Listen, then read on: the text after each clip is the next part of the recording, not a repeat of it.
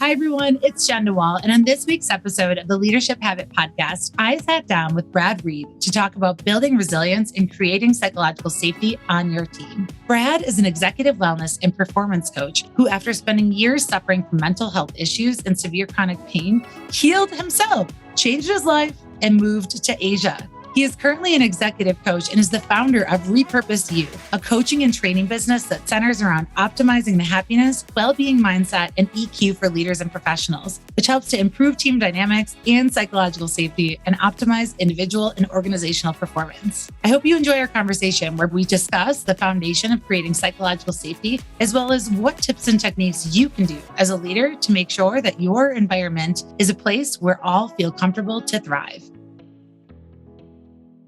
Hi, everyone. It's Jen DeWall. And on this week's episode of the Leadership Habit Podcast, I'm sitting down with Brad Reed. Now, you may not know him, but Brad is an executive wellness and performance coach, and he's located in Ho Chi Minh City, Vietnam. So this is probably a very different time difference or time zone change for both of us, as it's 7 a.m. for me here in Denver. And what did you say it was, Brad? It's 8 p.m. for you today?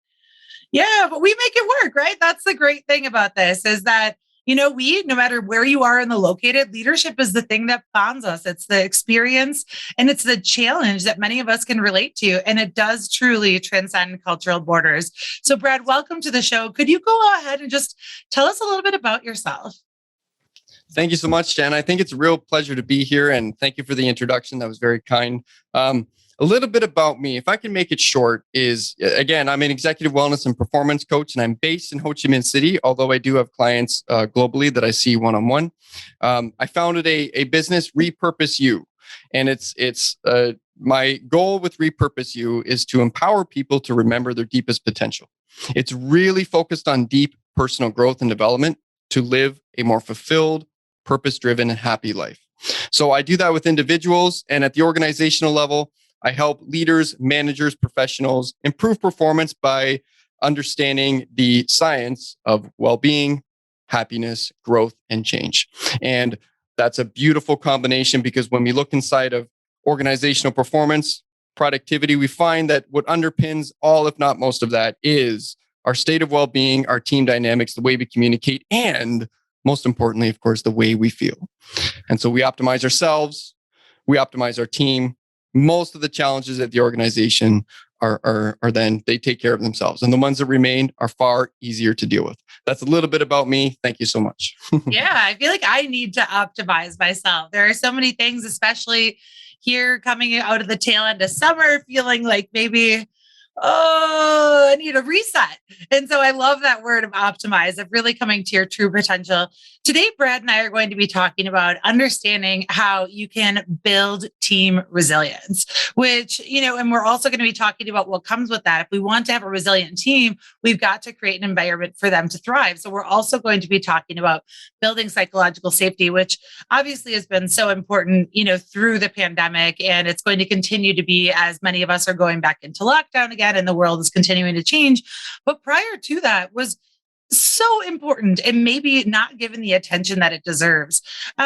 So from your perspective, where do you even begin? Because it seems like such a broad problem to address, to build team resilience and create psychological safety. That can seem like, especially if your organization might be big, or maybe you feel that you don't have the opportunity or the power or the means or whatever that might be to be able to make an impact, right? It's just a drop in the bucket. How do you even start to look at building team resilience and creating psychological safety? That's a fantastic question. And I'm going to go off of something you said towards the end there, which is the feeling that you can't make a difference. And the thing is, no matter what level you are, no matter who you're interacting with, you absolutely can. Okay. When you learn to empower yourself, become a better version of who you are, communicate more clearly, then your behavior starts to have an impact on other people. It's our actions that affect other people. Okay. In NLP, we always say communication is the response you get, which is really interesting. So, and if we look at the way that conventional leadership training is done, we start at the top and work our way down, because emotional intelligence, resilience, psychological safety is spread, built, and compounded through the currency of behavior. And so, yeah, every single choice you make, every action you'd make can have a difference. So that would be my supplement to what you said there, or my addition. To the earlier part, which is, where do I start if the organization's big, small, little?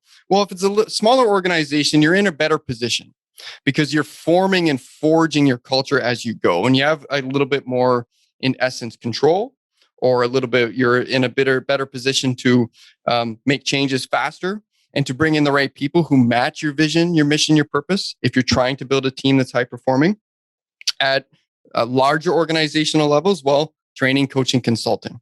Okay. And what that means is buy-in from leadership, human resources, and policy at every level of the organization. So you can't hope by holding, yoga sessions twice a month at a company that well-being is going to be transformed miraculously. It doesn't work that way. It has to be a holistic, integrated process at every level of the organization, at the behavior of the individuals. That includes the behavior of the leader. That includes the behavior of HR. That includes the policies inside the organization. That includes the behaviors of the managers, the team leaders, and the individuals on the team. So again, it starts with the intention, the purpose to change, okay? And I have a process that I can share with you that helps reify that if you're interested. So sort of a framework that people can go through to get started. Let's do it. Let's hear about it. Okay. So first of all, you need to determine if you want to sort of enact change, where your team or your organization is. That's really important. We get a lot of very well-intentioned people from HR or in leadership who hear these buzzwords like well-being and high performance and transformation and EQ, and they go, "Oh, let's do Magic Mondays or Yoga Wednesdays or whatever it may be," without having done the prerequisite of understanding where the organization is and what the needs of the company are. Okay. There's different ways you can build happiness and resilience inside of a team. You can look at purpose. Okay. You can look at resilience. You can look at kindness. You can look at empathy. You can look at EQ. So there's different facets that go into that. So understanding the needs and the pain points of the people that you're trying to help is really number one. How do you assess that? Because I think that can feel a little intimidating for some people. I know, and even for me, depending on the relationship with someone, it can be really difficult to maybe identify that. And so I guess, do you have any tips for how you can maybe assess that and say, like, what is their need? Is it reflecting on metrics like turnover or absenteeism, or is it having individual dialogue with people? Yeah, there's so many ways. And again, it depends on the size of the organization. So for example, KPMG did a organizational wide survey when they were trying to uncover why it was that their employees and their colleagues and associates found purpose so important.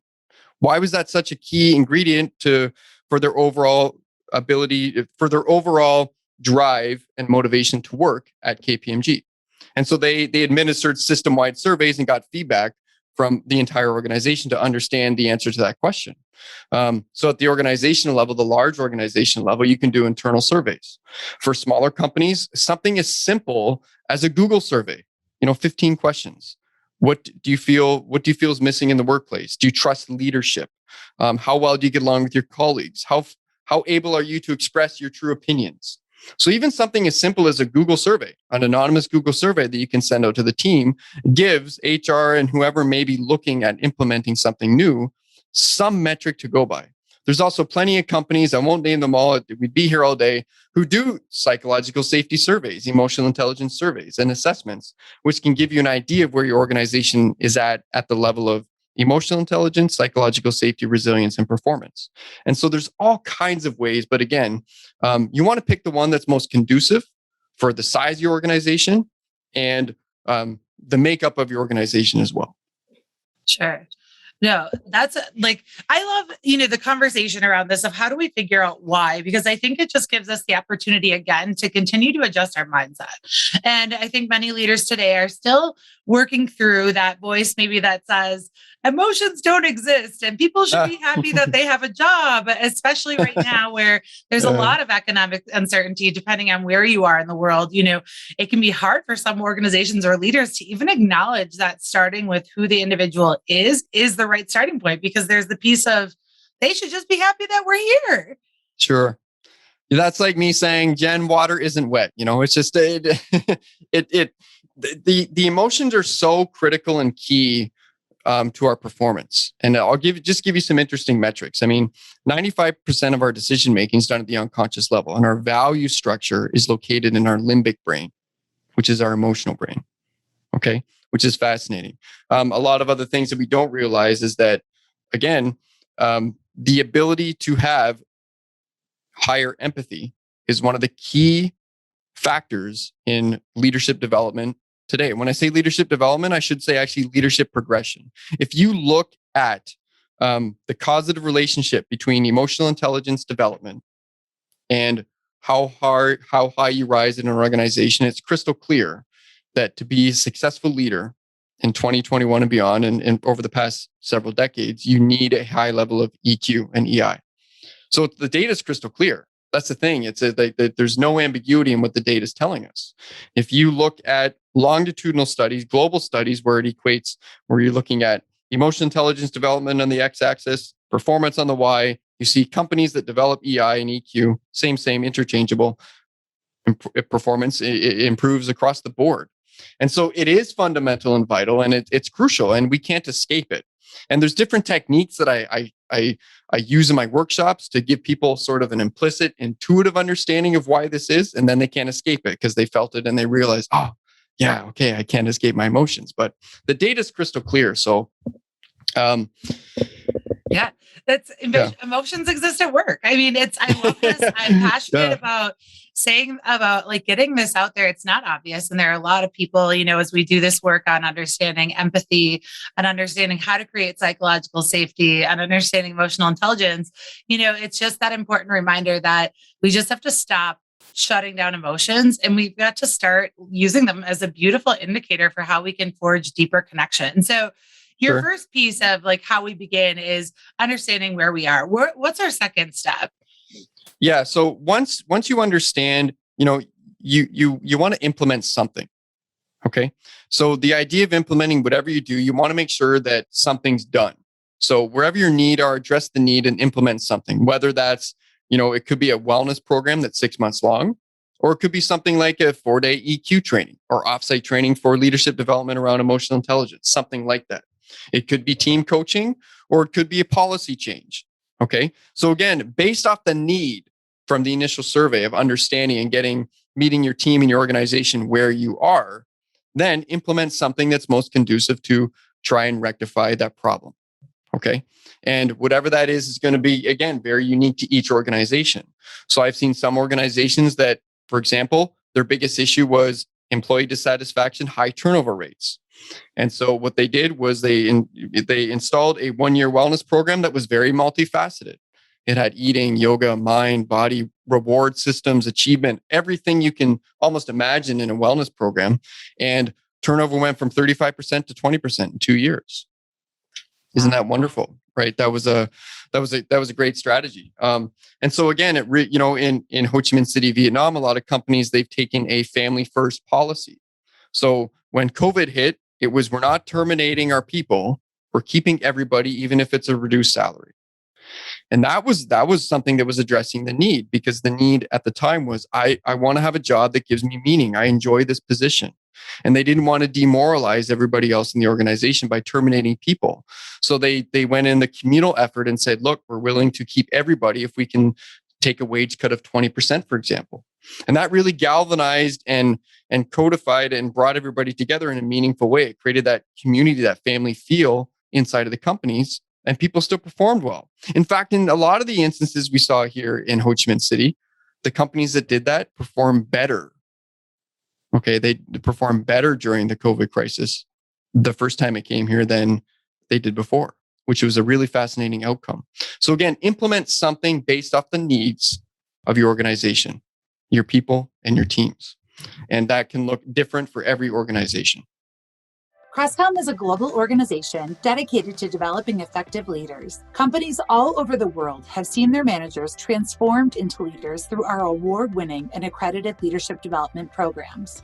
Our signature BPM program provides interactive management training with a results-oriented curriculum and prime networking opportunities. If you're interested in learning more about our flagship program and developing your managers into leaders, please visit our website to find a leadership trainer near you. Or maybe you yourself have always wanted to train and develop others. Crestcom is a global franchise with ownership opportunities available throughout the world. If you have ever thought about being your own boss, owning your own business, and leveraging your leadership experience to impact businesses and leaders in your community, Crestcom may be the right fit for you. We're looking for professional executives who are looking for a change and want to make a difference in people's lives. Learn more about our franchise opportunity on the Own a Franchise page of our website at crestcom.com. So, and then just to like kind of bring it back for everyone, we're talking about the foundation. This is creating the foundation of how we can actually have that culture where our teams are resilient, where people feel psychologically safe. We've got to begin with kind of an assessment of our organization, the team, our hierarchy, our individual role. Where are we at? What are the challenges that we're facing? Maybe we're facing turnover. Maybe we have increased conflict. Maybe we're just not communicating in that way. Or maybe we're not healthy. Maybe we're noticing more absenteeism or mental health challenges. And then take action. Implement something based off of what you see. So this is the foundation of what you can do. We've got to understand our problems and we've got to start addressing them. Where do we go after that, Brad? Yeah. So once you implement something, you want buy-in and participation at every level of the organization. So here's where a lot of companies get it wrong. And that the staff and the teams feel it. They feel like it's sort of it's a gesture from leadership to make them a little bit happier, but they feel that it's hollow. So for example, I'm not trying to pick on yoga. I love yoga. Okay. But if you're doing just yoga Fridays, leaders aren't showing up, managers aren't showing up, and it just feels like it's a practice that's been put in place for the sake of doing it. Staff recognize that because it's not getting integrated into the culture of the organization. It's not permeating and touching people where it needs to, because real change, again, happens at the level of behavior. And that's really important. So you need to integrate whatever the strategy is at every level of the organization. Leadership needs to be bought in.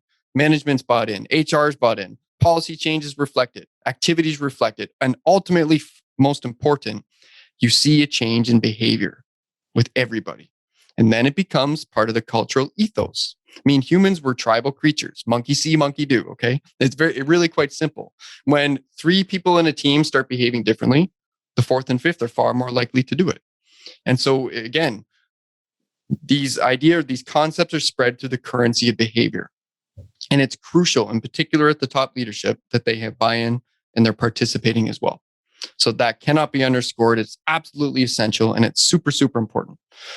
No, absolutely. I mean, Crestcom, one of our, I guess, beliefs is to try and use leadership development to get sustained behavior change. But yes, it has to come with buy-in. I've had one time through a teaching leadership development that there was one person that I think the boss was probably like, I think that this individual would really benefit from leadership development. But yeah, this person had no interest in doing that. And they were miserable. They would join things because everything went to Zoom. So they would join with their camera off. I would notice that they weren't paying attention. And this happened month after month. And no one else in the class had this issue. But yet this person just did not buy into it. And so as novel the idea may be, as grandiose and beautiful, whether it's yoga time, whether it's like, maybe it's yoga with goats, maybe we're taking it to the next level or something, we have to understand and get the buy-in that we can't just force actions on people. And yes, people can tell if we're not being authentic in our approach, like we're checking a box. Now we can compete because we have this wellness program. Well, why are you doing the wellness program? And is it truly integrated within your culture? Or is it just something that you can say that checks a box? Or is it something that everyone talks about? Because I think, what's the role of leadership in getting this buy-in from your perspective? Because the role, we are the ones that are tasked with how do we get everyone together? And especially now, as many organizations are going to hybrid, that the research is showing that really the ownership of culture comes down to the leader, because not everyone is going to be in the office in the same way. So the leader has more, I would say, of an expectation to really create the culture, get the buy-in than ever before. What are some ideas that you have for how to generate buy-in? Yeah, so that's a really interesting question. And again, I'm going to come down to behavior. And we're going to talk about this a little bit more when we talk about development, specific ways we can develop psychological safety. Okay. People respond to behavior. You know what I mean? People don't respond as much to ideas or concepts or philosophies. They respond to behavior because it's our biology. We're inherently hardwired to perceive things a certain way and feel things a certain way. And so we respond to things that we perceive, which are in the form of actions and behaviors. So one of the things is, leaders need to appreciate that at the very least, they need to have a good conceptual understanding of why this program or why this philosophy or why EQ or why EI is important. Okay. And that's why sometimes when you're presenting these ideas, as I do, to different levels of the organization, I have a different conversation with HR than I do with the CEO sometimes. Very different conversation. But the point is, at the end of the day, they're bought in for the same reason. They see it as an opportunity for growth. Now, what I would say is when you're having the conversation with the leader, it's critical that they understand implicitly how important their role is. And a lot of that has to do with education. A lot of that has to do with leadership support. We can't just expect leaders to go in and, become magical intelligence gurus without support and training for themselves. And that's really, really important. So if we're going to equip the organization, we also need to simultaneously equip the leadership team. And that's something that some of the initiatives that were so interesting at Ford that we saw. So the chairman of Ford, and I believe his name was Bill, implemented some mindfulness programs right at the level of the board of directors. And he was bought in and everybody started practicing these mindfulness programs. And I believe a few of them were off-site, but that quickly permeated the culture of the company. And that was a terrific example. Some leaders, again, I'll backtrack. They need to have a good appreciation of the value of this concept. And then they also need to be empowered to fulfill their role because they are integral to the implementation of these ideas, philosophies, and practices inside of an organization. So make them aware how important it is, empower them because their role is equivalently important. I hope that helps. Yeah, absolutely. Getting them connected. And it, comes back to even like the survey that Google did on team performance, understanding that individuals, if you want a high performing team, we have to have dependability, structure, and clarity in a role. But two of the things that they also found were meaning and purpose and impact. And it sounds if we want buy-in, we've got to start with why, and we've got to connect with that meaningful work. And then we also need, the other thing they found is psychological safety. So do you feel like this is our three core way of like the foundation of what we need? We need to do an organizational assessment. We need to take action, and then we need to get buy-in. Is there anything else that a leader would do after that? Iterate. You may not get it right the first time. That's step 4, really iterate. It's like, okay, what went well, what didn't, how can we improve, but keep going. That's the idea. And be willing to admit that, things maybe weren't executed properly, or we could have got better results, or we can try something different. And how do you do that? Get more feedback. So it becomes, it really becomes, in essence, a positive feedback loop. It's like, okay, get the initial assessment, do the implementation, get the buy-in, and everybody's on board, and then iterate. What's working, what isn't? Let's try it again. Get some more feedback, get some more buy-in. So it becomes, in essence, you want to, as much as you can, make it a co-creative process. Make the company or make this culture change feel like it's being co-created by everybody. And everybody's got to say. Therefore, they think it's for them. Therefore, the why is much more clear. It's not topical and superficial, and it doesn't feel like icing on the cake kind of thing. It really feels like, oh man, this is actually something that is helping and empowering me. And I have a voice.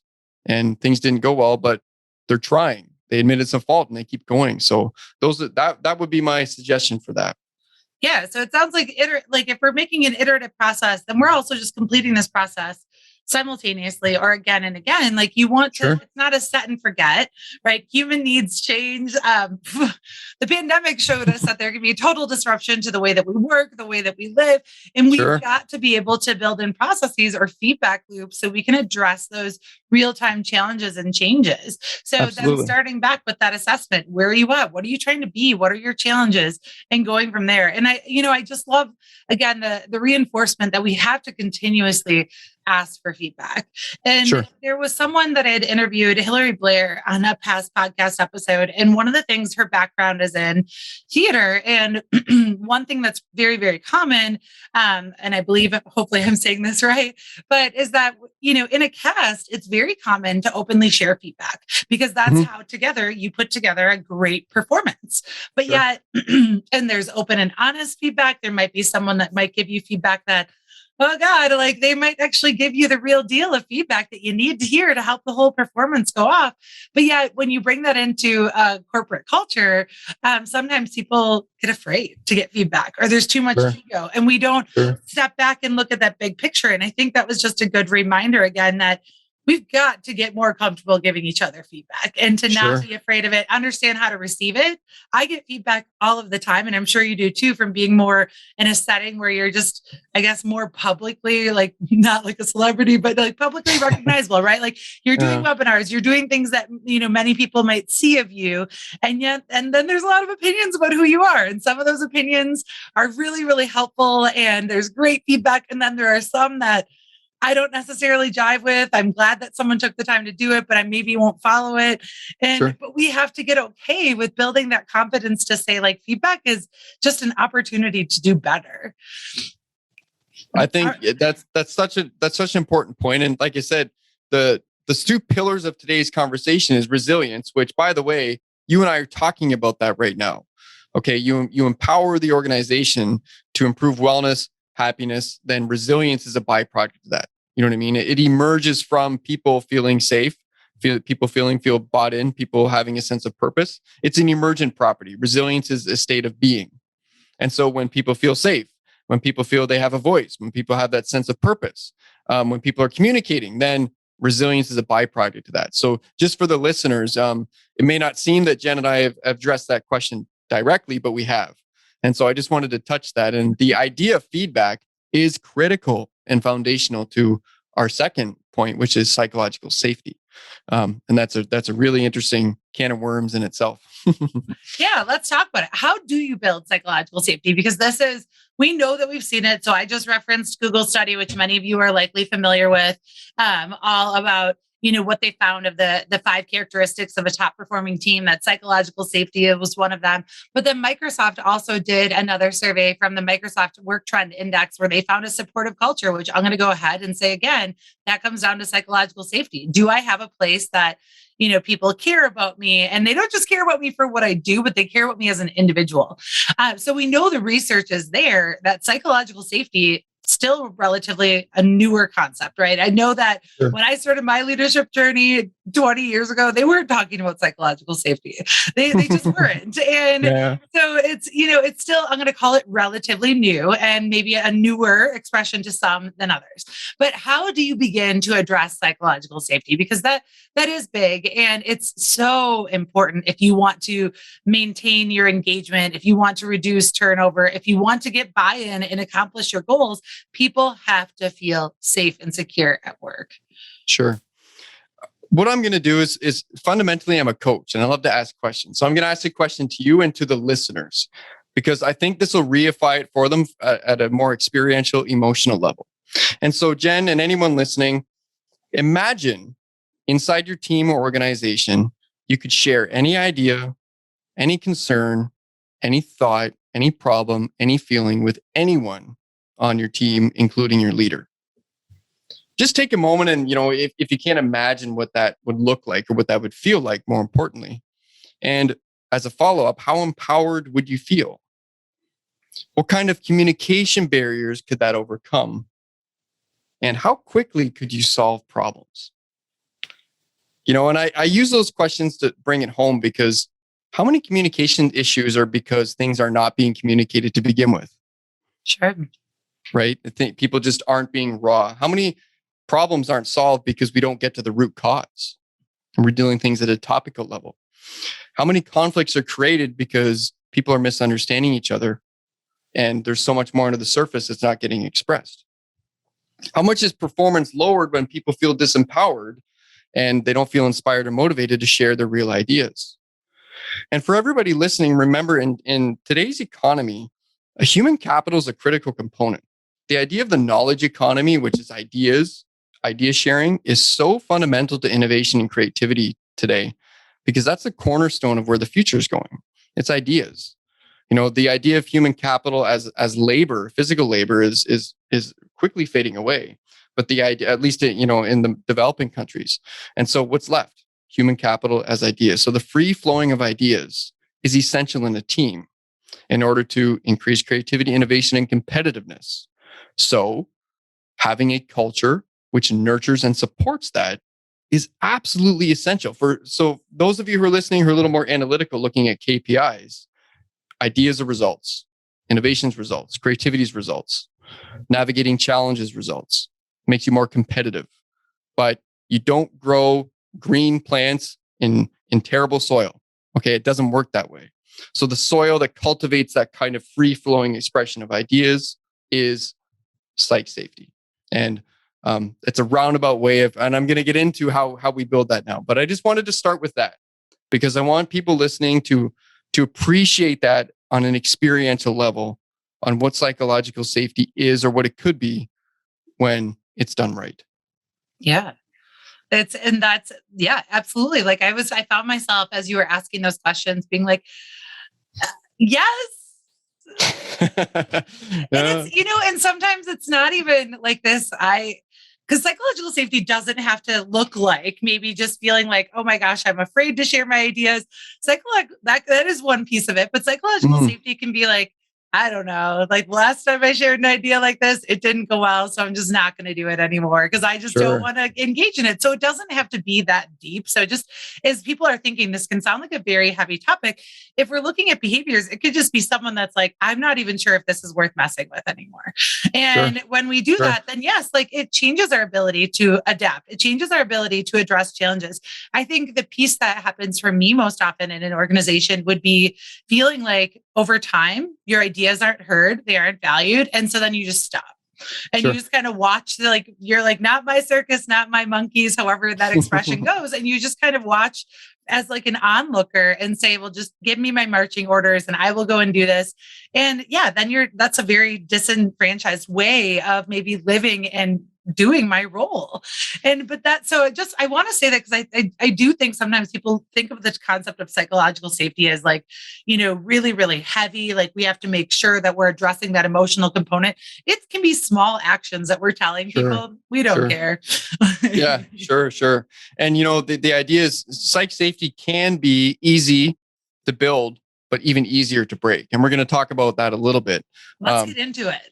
Yeah. And I just want to share Amy Edmondson's definition because I really enjoy it. And she said, psychological safety is a belief that one will not be punished or humiliated for speaking up with ideas, questions, concerns, or mistakes. I think that's a great definition.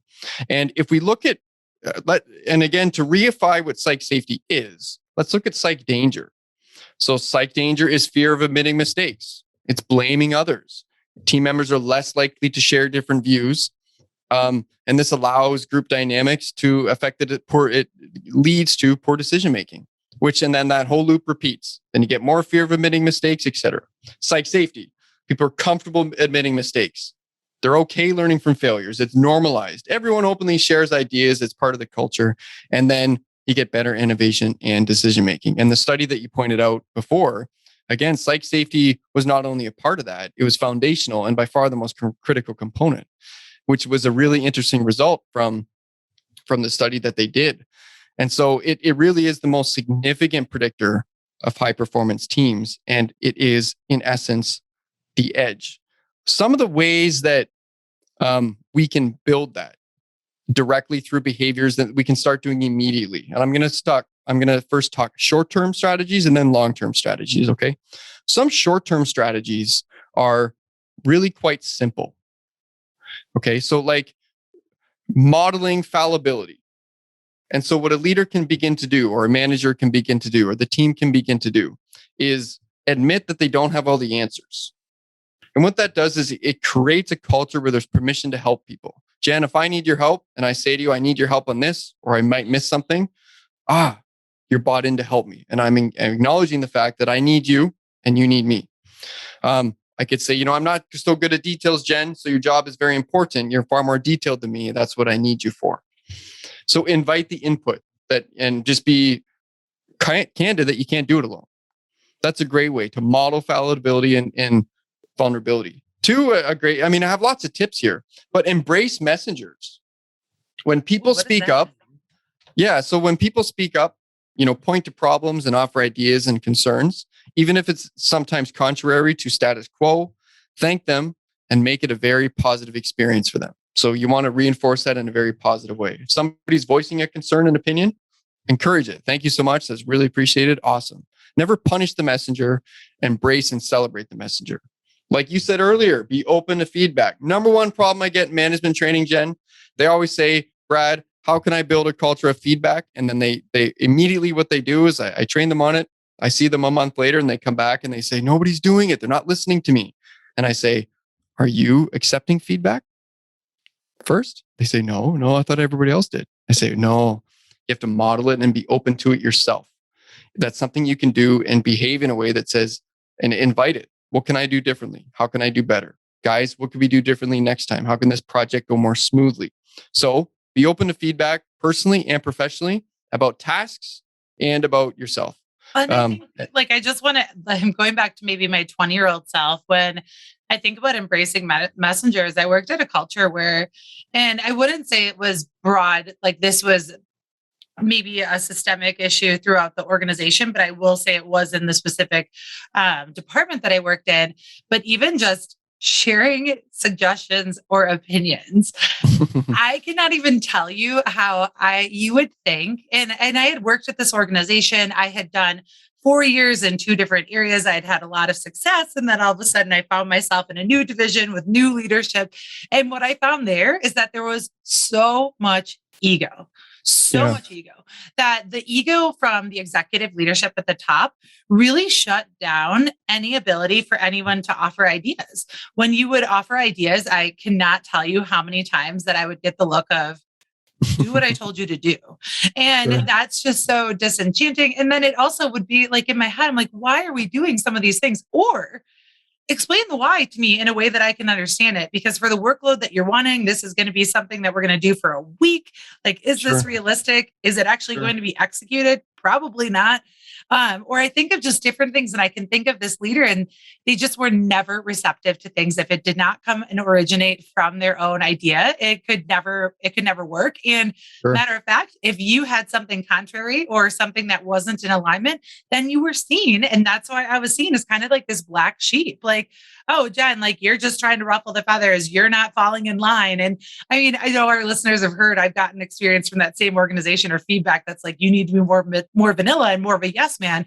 And that should be the testament of like, that's a culture that doesn't support the messenger, right? Like if you're giving employees your feedback to be more vanilla, clearly you do not want them to have a point of view. And that perpetuated this disengagement and just like, oh my gosh, does leadership even exist? Is that just a myth that they taught us early on to get us to like be inspired at work? You know, there were just so many, and the mental health challenges that came from that. So just being mindful of the role that ego plays in this. And what if we did, I like to say, like, look at everyone as if we're all like kids in the playground. Like we're all just trying to figure out the task. We're all happy. We are so innocent and pure and, you know, trying to do our best that we don't have to maybe take it as this like me versus you. Like we're just all trying to do our best and work together. That's my side tangent. And it came from my own place of pain. So yeah, embrace the messengers, like drop your ego, trust that people or assume positive intent, trust that people want to do what's best by you, the team and the organization. Yeah, that fantastic point. What I would say to that is, and I had an interview with a CEO today, and he was really talking about servant leadership. At the end of the day, it's our role to serve our clients, the community, the organization, and our team members. And he means that holistically. It wasn't just a talking point. He embodies this through and through. And what can that look like sometimes? It looked like shared success and shared credit.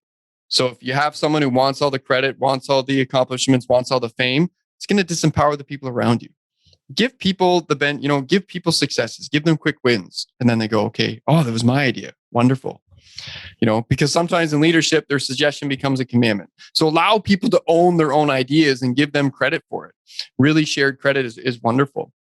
Great tips. There's a few more.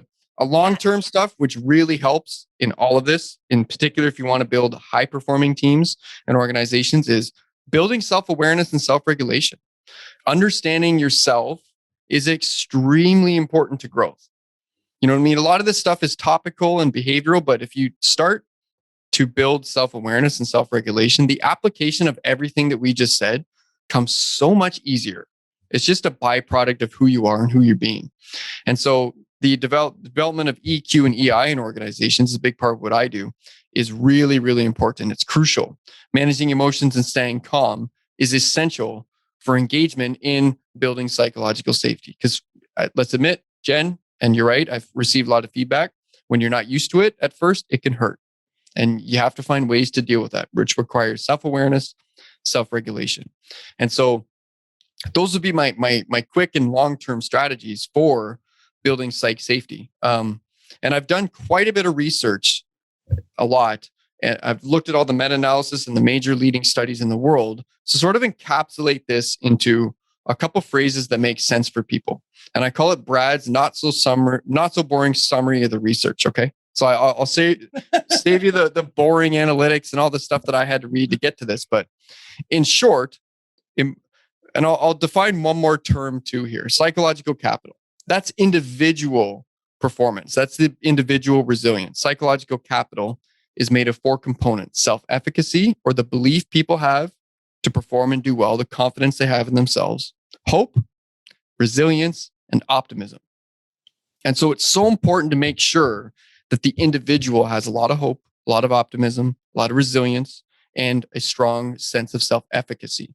And that can be built at the level of the individual and the level of the team, and concurrently, the really positive feedback mechanisms. And when you look at all the research and you sum it down and distill it like I did, I found that emotional intelligence, so EQ development, EI development at the individual, the team, and the organization, as it applies to building both psychological capital, which is our ability to feel good and perform well, and psychological safety, which is what we've been talking about: team resilience, shared ideas, performance, innovation, creativity, is a critical factor in building organizational performance and competitiveness. So I'll really say it again. As we build individual and team EI and EQ, psych capital goes up. That's our ability to do things effectively and perform well and feel good. Psych safety goes up, which is the team's interdynamics, the energy, the ability to innovate, create, communicate, and produce amazing results. And together, that produces increases in organizational performance. And so I hope that was clear.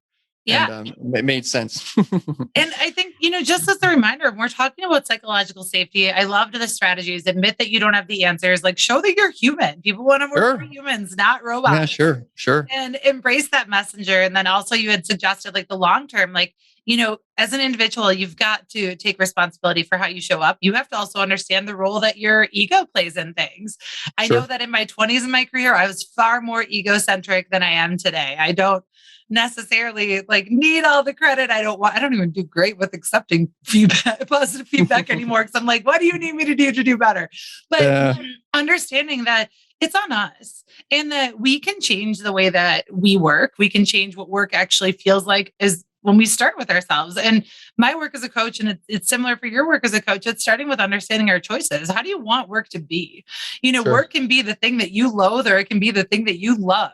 But you've got to build that self-awareness to understand what are your triggers, what are the things that are working, not working, and take responsibility. Stop playing this is my boss's fault. And I don't want to actually marginalize that, because there are a lot of things that managers can do that disrupt our workplace. But we do also have to understand that the power that we have is in how we respond, but really focusing on our self-efficacy. So thinking about psychological safety, how are you building people's confidence in their roles? You talked about throughout this, like, understanding and getting that buy-in, helping them understand the why that they are there, really building that support and helping them say, like, yeah, absolutely, I'm a needed, valued person. And then, just long story short, to kind of recap, yes, like, absolutely, it made total sense, Brad. What closing comments would you want to share with our listeners? I would always say, I want to double down on what you said, because fundamentally, personal empowerment, responsibility breeds empowerment. And so for anybody here who is possibly in a toxic work environment, look at yourself first. I'm not saying that the culture can't change and the manager can't change. I'm not saying that at all. But always look inwards and see how we can reframe, how we can change our perception, how we can embolden ourselves and embody ourselves, and how we can improve our happiness, well-being. Take a deep look at the decisions, behaviors, and thoughts that you have first. Because sometimes what I find is a lot of the issues, again, they go away when the individual's perspective changes, when they're feeling good, when their life outside of work is balanced. Marshall Goldsmith did a lot of work on this in the early years when he was developing his brand, and he was looking at people's satisfaction score outside of work and satisfaction score inside of work. Strong correlation. They're not satisfied out, they won't be satisfied in. So look at yourself, build psychological capital, mindfulness, resilience training, yoga, health, whatever it is for you. Always make a diligent effort to improve who you are personally and professionally. It's immensely rewarding. I'm going to double down on Jen with that for sure. Absolutely. Second, start somewhere. You know what I mean? Start for leaders and managers and HR. Start somewhere. It's okay. Even if it's baby steps, start somewhere. Okay. We can assess, then we can implement, then everybody gets buy-in, and then we iterate. But we have to start somewhere. And so having an intention is great. Having an action is better, because then we get to start to move in the direction that we want to go. And remember, psych safety and what we're talking about is spread to the currency of behavior, not ideas or information. Behavior. When we change the behavior of the leader, the manager, and the team, the whole organizational behavior changes, and what emerges from that is better performance, better well-being, better happiness, and just a great culture all around. Humans are the future in 2021 and beyond. Take care of your human capital by psych safety, psych capital, and your organization will not see an end. We got creativity, innovation, and that all comes from happiness. So those are my closing thoughts. Yeah. Don't just talk about it, be about it. As a leader, that's actions speak louder than words. There's a reason that these expressions have become popular and stayed around. Think about the power of your actions. Brad, how do people get in touch with you? Yeah, great question. You can find me on LinkedIn. It's quite easy. Brad space Reed, BRAD space REED. Or I love getting emails, as LinkedIn's my main medium to communicate with people. Emails too, Brad at repurpose-u.com. So it's Brad at REPURPOSE-UYOU.com. Or visit my website, www.repurpose-u.com. Easiest is probably just Brad space Reed LinkedIn. Perfect. Brad space Reed, Brad space Reed at LinkedIn. But don't type space. Just don't type the space. They'll find it in the show notes. No worries. Wonderful. Brad, thank you so much for joining us on the Leadership Habit Podcast today. It was great to have you. I hope that our listeners are walking away with just different ideas, different inspiration for how they can create a truly more resilient and psychologically safe environment for all to thrive. Thank you so much, Brad. Jen, my absolute pleasure. Thank you for being a terrific host. Thank you. Thank you. Thank you so much for listening to this week's episode of the Leadership Habit Podcast. If you want to connect with Brad, you can go to repurpose-u.com, or you can also email him at brad@repurpose-u.com, or you can connect with him at LinkedIn. And of course, it's Brad-Reed. Now, you can also find this information in our show notes. If you enjoyed this week's episode of the Leadership Habit Podcast and know someone that could benefit, please share it with them. Together we rise. And of course, if you enjoyed it, don't forget to leave us a review on your favorite podcast streaming service. And last, but certainly not least, if your organization is looking for leadership development, please reach out to us. We offer a complimentary 2-hour leadership skills building workshop and would love to help develop your team.